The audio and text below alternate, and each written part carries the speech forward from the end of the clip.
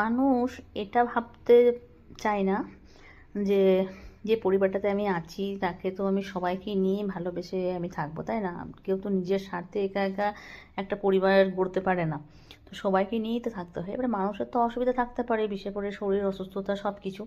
তো আমি এখানে একটা কথা বলতে চাই বন্ধুরা, প্রত্যেক মানুষের অসুবিধাগুলো বুঝবে। যেমন সুবিধাগুলো বুঝছো সেরকম কিন্তু অসুবিধাগুলো বোঝা উচিত।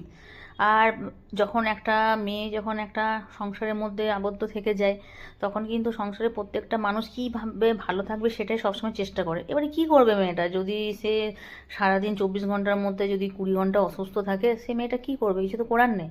কিন্তু হ্যাঁ, এটাও খুব ভালো লাগে সেই মেয়েটার যারা প্রিয় মানুষরা, সে মানে যেটা নিয়ে তাকে থাকছে মানে আগলে রাখছে সেটাতেই দেখে খুশি হচ্ছে। হয়তো কোনোদিন হয়তো সেরকমভাবে খাবারই করতে পারলো না, যেটুকু খাবার করলো সেটাও কিন্তু হাসি মুখে খাচ্ছে। এটাও কিন্তু মেয়েটা লাকি। তো যাই হোক, এটাই বলতে চাই যে সবাই সবার একটু সুবিধাগুলো বুঝবে। আহ, সবার পাশে থাকতে না পারো, একটু ভালো উপদেশগুলো দেবে, ভালো শিক্ষাগুলো দেবে।